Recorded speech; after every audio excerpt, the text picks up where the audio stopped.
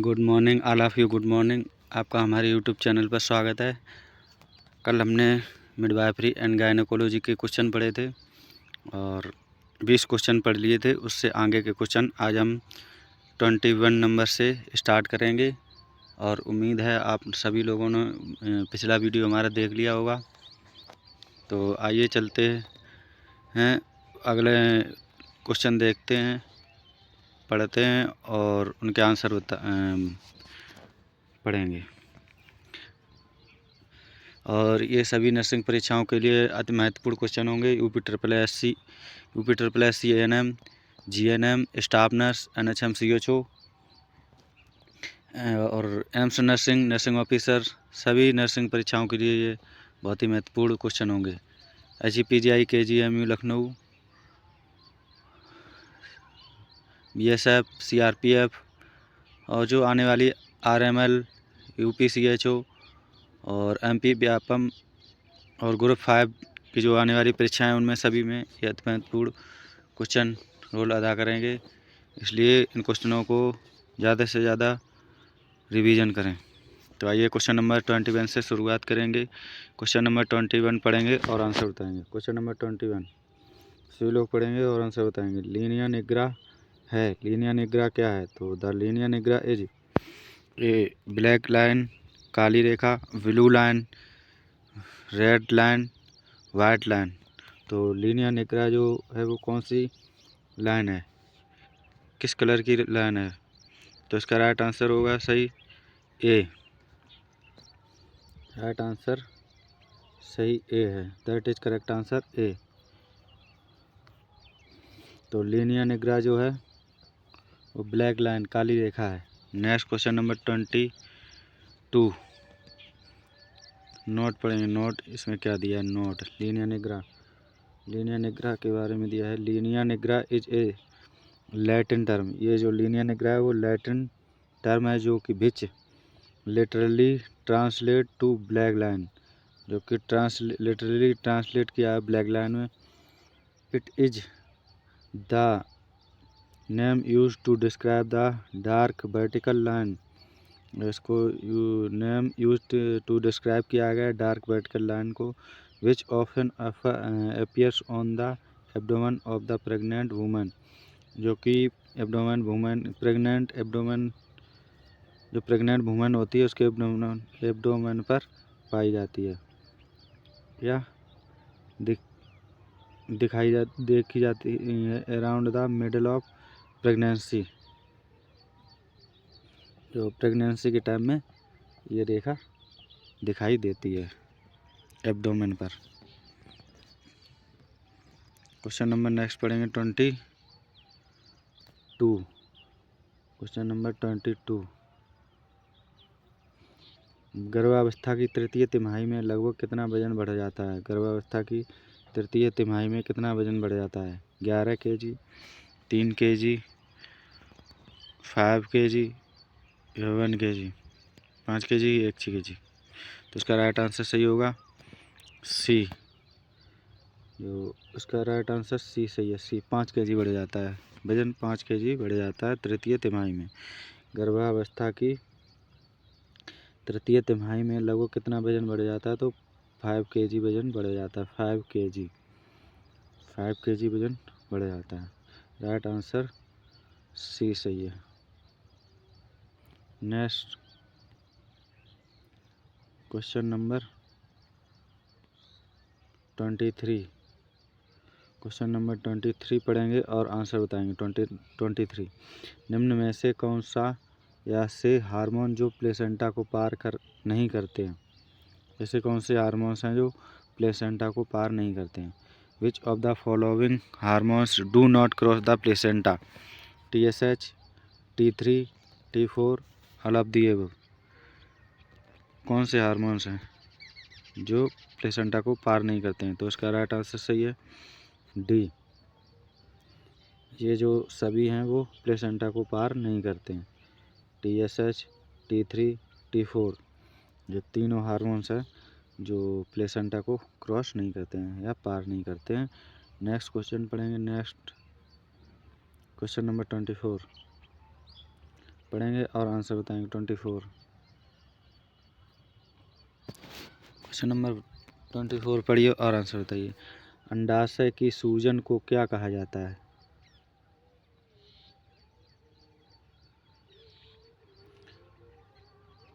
What is inflammation of the ovaries called? जो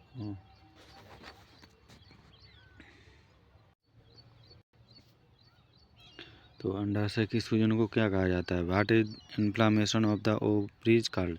तो अंडाशय की सूजन को ओफ्राइटिस कहा जाता है, ओफ्राइटिस। तो इसका राइट आंसर सी सही होगा, राइट आंसर सी सही होगा। तो किसी भी अंग में सूजन कैसे पता करें कि उसमें सूजन? तो जिसके अंत में, जैसे ओफ्राइटिस है तो ITIS, जिस शब्द के अंतर में ITIS का जुड़ा हो तो समझ लीजिए उसमें इन्फ्लामेशन है, उस अंग या उस स्थान पर इन्फ्लामेशन है। ITS का मतलब होता है ITIS, जहाँ पे भी जुड़ा होगा वहाँ इन्फ्लामेशन होगा। तो नेक्स्ट क्वेश्चन, इसमें नोट दिया है कुछ। ओफ्राइटिस के बारे में दिया। Oophoritis is an inflammation of the ovaries. Oophoritis जो है एक इन्फ्लामेशन है किसका? ओवरीज का। It is often seen in combination with salpingitis, यानी कि ये सीन दिखाई देता है कॉम्बिनेशन के साथ, सल्पिंजाइटिस के साथ, कॉम्बिनेशन में सल्पिंजाइटिस के साथ कॉम्बिनेशन में दिखाई देता है। Inflammation of the fallopian tube. Salpingitis का मतलब होता है inflammation of the fallopian tube. Fallopian tube की में सूजन होना ही सल्पिंजाइटिस कहलाता है। Note oogenesis। oogenesis का क्या मतलब होता है? oogenesis, the process of development of mature ovum is called oogenesis। जो इसमें बताया गया है कि the process of development of mature ovum, जब ओवम का मैच्योर होना ही या ओवम के मैच्योर होने की प्रोसेस को ही क्या कहते हैं? oogenesis कहते हैं। और ओफ्रेक्टोमी का मतलब क्या? ओफ्रेक्टोमी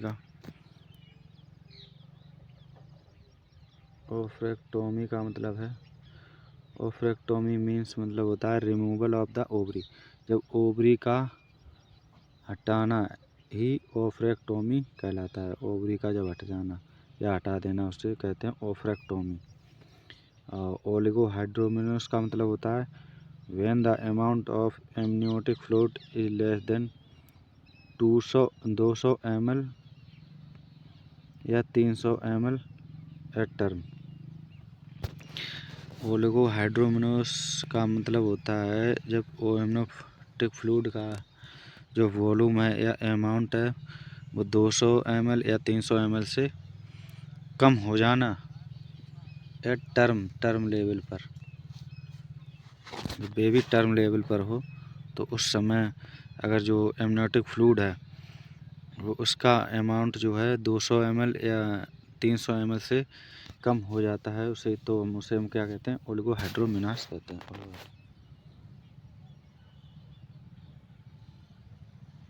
next question number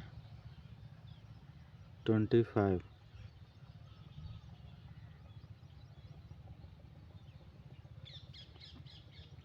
question number 25 पढ़ेंगे और आंसर बताएंगे। 25 क्वेश्चन नंबर 25, गोभी अभियान किसके द्वारा प्रसारित है? द गोभी campaign is broadcast bye.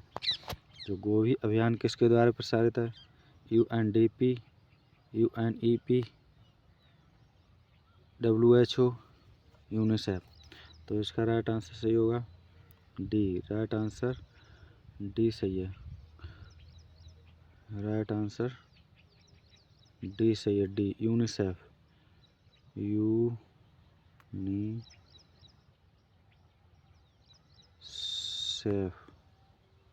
UNICEF वो भी अभियान किसके द्वारा प्रसारित हुआ था, प्रसारित है, तो इसका राइट आंसर सही होगा डी यूनिसेफ के द्वारा। नेक्स्ट, गोभी की फुल फॉर्म। गोभी की जी का मतलब है ग्रोथ मॉनिटरिंग, ओ का मतलब है ओरल रिहाइड्रेशन, बी का मतलब है ब्रेस्ट फीडिंग, आई का मतलब है इम्यूनाइजेशन। कभी कभी एग्जाम में जी का मतलब पूछ लेगा गोभी में, ओ का मतलब पूछ लेगा, बी का मतलब पूछ लेगा, आई का मतलब पूछ लेगा, मतलब फुल फॉर्म पूछ लेते हैं कभी कभी एग्जाम में। किसी के भी चारों में से किसी एक की पूछ लेंगे। जी का मतलब जी ग्रोथ मॉनिटरिंग, ओ मतलब ओरल रिहाइड्रेशन, बी मतलब ब्रेस्ट फीडिंग, आई मतलब इम्यूनाइजेशन। नेक्स्ट नोट पढ़ेंगे। नोट में क्या दिया, नोट यूनिसेफ का जो हेड क्वार्टर है, यूनिसेफ हेड क्वार्टर कहाँ है, तो न्यूयॉर्क सिटी यूएसए में, न्यूयॉर्क सिटी यूएसए में। इसमें क्वेश्चन ये पूछा था कि यूनिसेफ का हेड क्वार्टर कहाँ है, न्यूयॉर्क सिटी।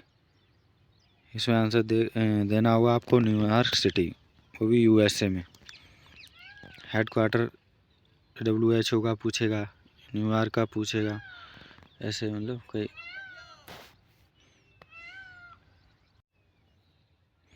नेक्स्ट क्वेश्चन पढ़ेंगे। Next question number 26।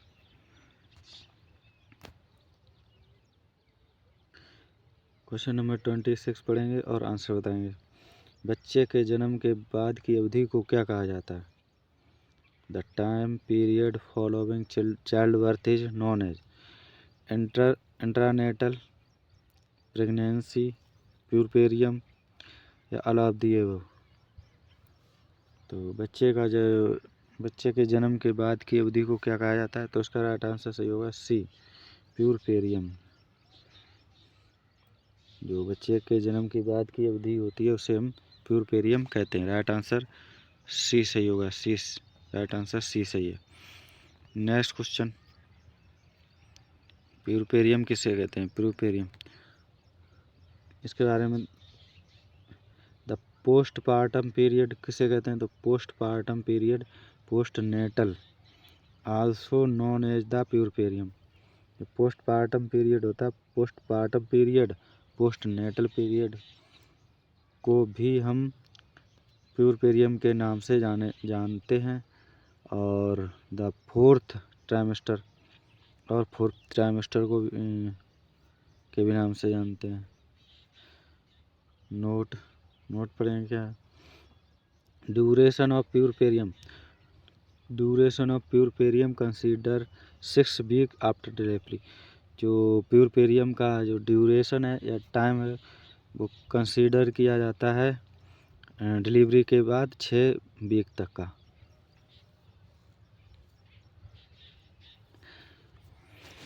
Next question number 27। Question number 27 पढ़ेंगे। 27 क्या है पढ़ेंगे और आंसर बताएंगे। गर्भावस्था के किस साइन में योनि सर्विक्स का रंग नीला गहरा डार्क पड़ जाता है, नीला या गहरा डार्क पड़ जाता है। तो गर्भावस्था के किस साइन में योनि का सर्विक्स का रंग जो है गहरा या नीला पड़ जाता है, तो in which sign pregnancy does the colour of the vagina cervix turn bluish या dark. Goodell sign, Hegar sign, Chadwick sign, McDonald sign. तो इसका राइट आंसर होगा सही चैडविक साइन। राइट आंसर सही है सी। जो गर्भावस्था किस साइन में सर्विक्स का रंग नीला या गहरा पड़ जाता है, तो चैडविक साइन में। राइट आंसर सी सही है, राइट आंसर सी सही है, right answer C. Next question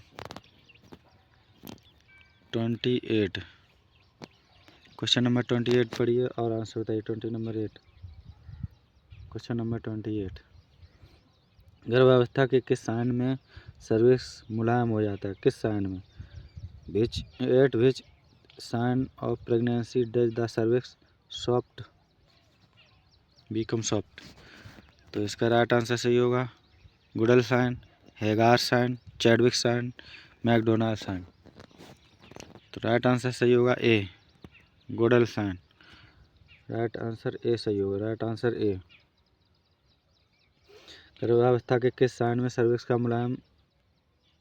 मुलायम हो जाता है? तो गुडल साइन में सर्विक्स जो है मुलायम हो जाता है। Next question number 29,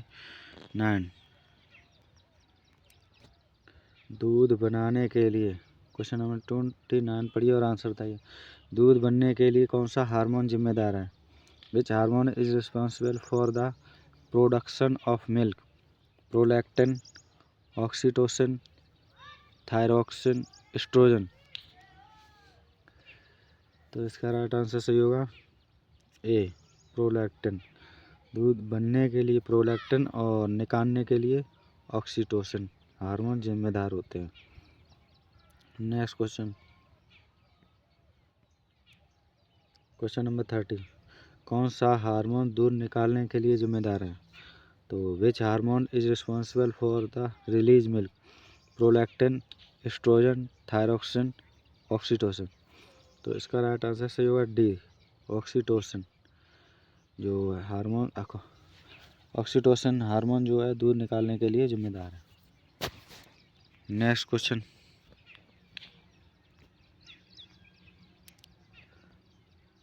number 31, question number 31 पढ़ेंगे और आंसर बताएंगे। मास्क ऑफ प्रेगनेंसी निम्न में से किसे कहा जाता है? तो melanin, melasma, linea nigra, plasma. तो राइट आंसर सही होगा B, right answer B, right answer B सही है। मेलाज्मा को हम मास्क ऑफ प्रेगनेंसी कहते हैं, मेलाज्मा को। राइट आंसर बी सही है, right answer B. Next question number 32 पढ़ेंगे। 32, melasma also known as also called chloasma. Melasma को हम कोलाज्मा भी कहते हैं। नेक्स्ट 32 पढ़ेंगे। क्वेश्चन नंबर 32, क्वेश्चन नंबर 32 पढ़िए और आंसर है। तो स्त्री सेक्स हार्मोन निम्न में से कौन सा है? Which of the following is a female sex hormone? जो फीमेल सेक्स हार्मोन है वो कौन सा है? Testosterone, oestrogen, progesterone, both B and C. तो इसका राइट आंसर सही होगा बोथ बी एंड सी दोनों। राइट आंसर डी सही है, राइट आंसर डी सही है। एस्ट्रोजन भी है और प्रोजेस्टेरोन दोनों हार्मोन हैं जो स्त्री सेक्स हार्मोन्स हैं। नेक्स्ट क्वेश्चन नंबर 33 पढ़िए और आंसर बताइए। क्वेश्चन नंबर 33, एक महिला जो पहली बार गर्भवती होती है उसे हम क्या कहा जाता है? उसे क्या कहते हैं? What is a woman which gets pregnant for first time called? Multipara, primipara, primigravida, nullipara. तो इसका राइट आंसर होगा सही प्राइमीग्रेविडा। एक महिला जो पहली बार गर्भवती होती है उसे हम कहते हैं तो हम प्राइमीग्रेविडा कहते हैं, प्राइमीग्रेविडा। राइट आंसर सी सही है। पहली बार गर्भवती होती है तो उसे हम क्या कहते हैं? तो उसे हम कहते हैं प्राइमीग्रेविडा। राइट आंसर सी सही है। नेक्स्ट क्वेश्चन नंबर 34 पढ़िए और आंसर बताइए। क्वेश्चन नंबर 34, एक महिला जो पहली बार किसी बच्चे को जन्म देती है उसे क्या कहा जाता है? What is a woman who gives birth to a child for the first time called? Multipara, primipara, primigravida, nullipara. तो इसका राइट आंसर सही होगा B, primipara, right answer B सही है। प्राइमी पैरा कहते हैं उसे, क्या कहते हैं? Primi para. एक महिला जो पहली बार बच्चे को जन्म देती है तो उसे हम कहते हैं primipara, right answer B सही है। नेक्स्ट क्वेश्चन नंबर 35 पढ़ेंगे और आंसर बताएंगे। Question number 35,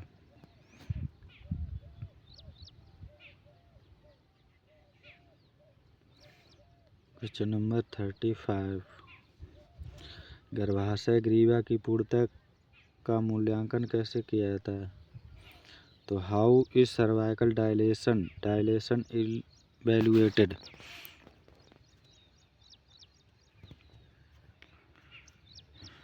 bishop score, Apgar score, new Ballard score, Down score. इसका राइट आंसर सही होगा बिशप स्कोर। बिशप स्कोर के द्वारा हम गर्भाशय का ग्रीवा जो पूर्णता है,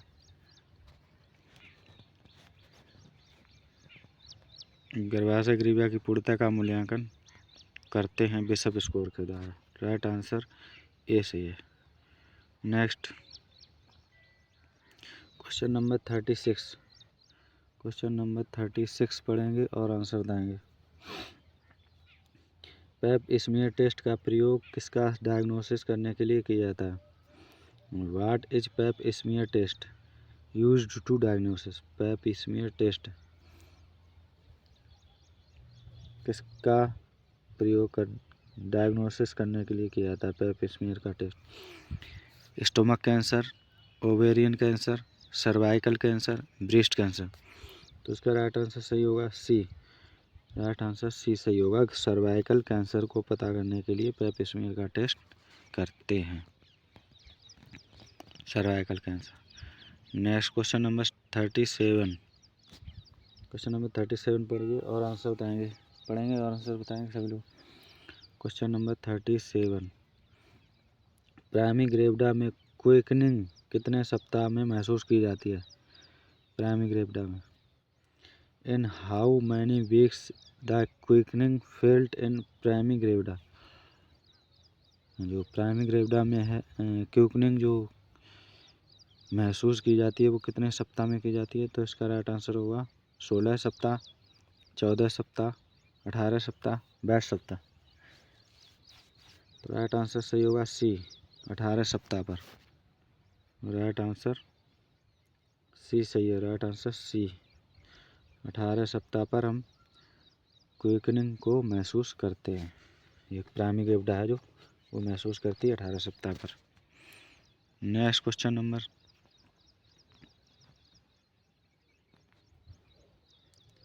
नंबर 38 पढ़िए और आंसर बताइए। क्वेश्चन नंबर 38, मल्टी ग्रेविडा में क्विकनिंग कितने सप्ताह में महसूस की जाती है? प्राइमी ग्रेविडा में तो 18 सप्ताह पर है, और मल्टी ग्रेविडा में in how many week in the quickening felt in multigravida? तो मल्टी ग्रेविडा में कितने सप्ताह पर क्विकनिंग महसूस की जाती है? तो राइट आंसर होगा ए, राइट आंसर ए सही होगा, सॉरी, राइट आंसर ए सही होगा, right answer A, right answer A सही होगा, राइट आंसर ए। जो मल्टी ग्रेविडा में क्विकनिंग महसूस की जाती है तो 16 सप्ताह में महसूस की जाती है। तो आज के लिए इतना ही,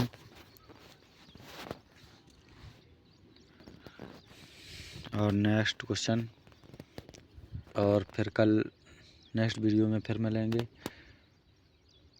और हम अभी चैप्टर बाई चैप्टर क्वेश्चन करा देते हैं कभी कभी, और कभी कभी प्रीवियस ईयर क्वेश्चन। ये सारे प्रीवियस ईयर क्वेश्चन है, सारे क्वेश्चन आए हुए क्वेश्चन है, तो इसलिए आप इन क्वेश्चनों को ज़्यादा से ज़्यादा रिवीजन कीजिए और ज़्यादा से ज़्यादा वीडियो को देखिए, और हमारे चैनल को सब्सक्राइब कीजिए, और साथ में बेल आइकन वाली घंटी को प्रेस कर दीजिए, जिससे कि नए वीडियो का नोटिफिकेशन सबसे पहले आपके पास पहुंच सके। तो आज के लिए इतना ही, नेक्स्ट वीडियो में कल फिर मिलेंगे। तब तक के लिए जय हिंद, जय भारत।